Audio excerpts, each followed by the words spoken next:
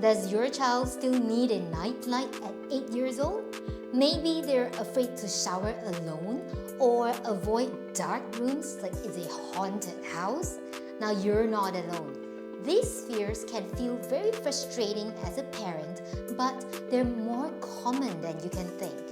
Today, I'm going to show you how to help your child to build real bravery without the tears, without the power struggles, or late night negotiations. Hi, I'm Madam Han, and I help busy parents like you raise confident, emotionally resilient kids.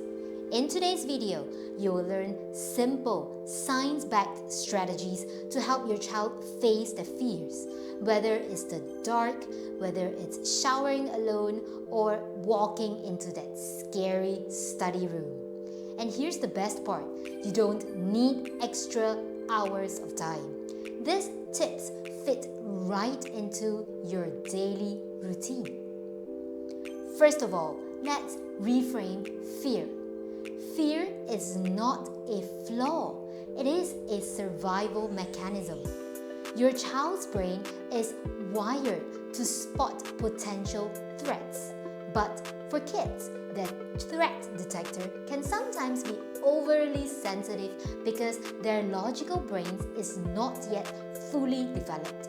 So when your child says, "I'm scared of the dark," instead of replying with, "There's nothing to be afraid of," try something like, "Yeah, darkness can feel strange because we cannot see anything clearly. Let's check out the room together." This validates their feelings without reinforcing the fear. So, in Dr.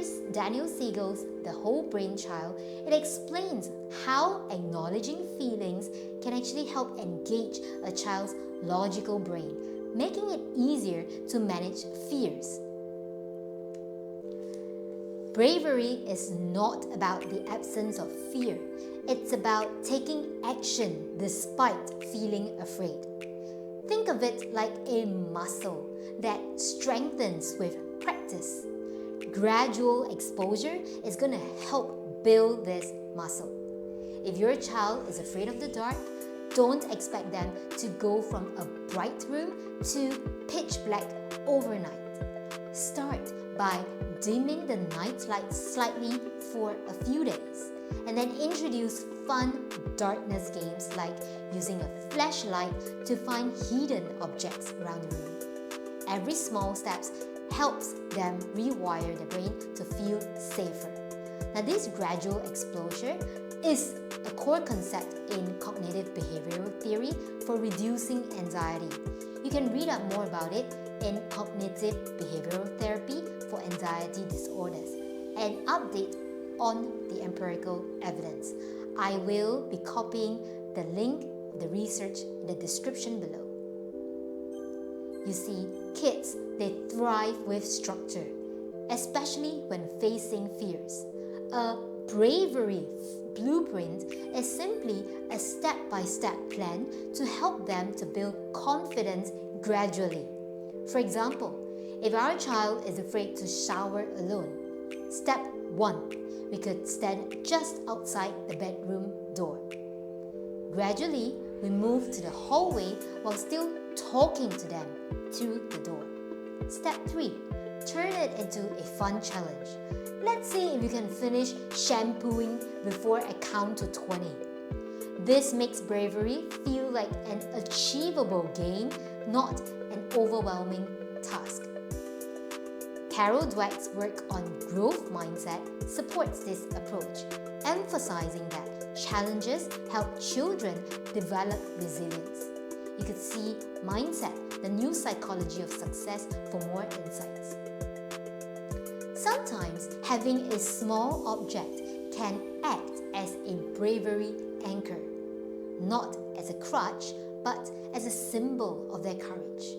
So one example could be, we could give our child a keychain or a bracelet and say, "This is your bravery badge."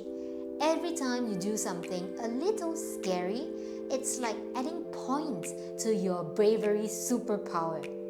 Over time, they will associate it with their growing confidence, not the fear itself. Anchoring techniques like that are rooted in behavioral psychology, helping children associate positive emotions with specific cues. Now we could read more about it by Charles Duhigg, The Power of Habit, which of course I'll be copying in the link in the description below. Finally, I want you to celebrate the effort, not just the outcome. Now, if your child needed a nightlight but walked halfway down the dark hall, that's a victory.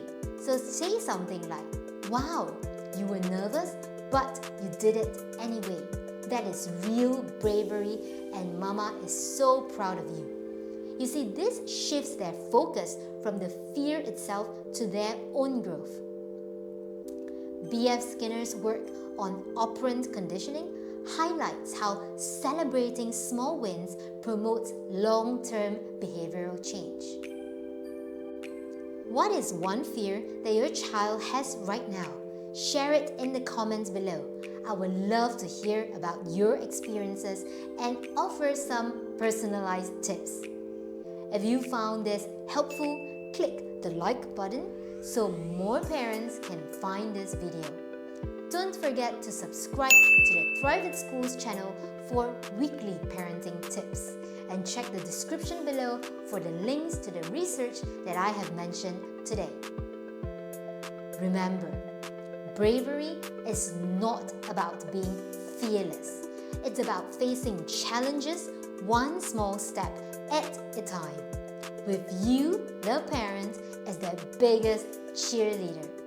You've got this, and so does your child. I'll see you in the next video.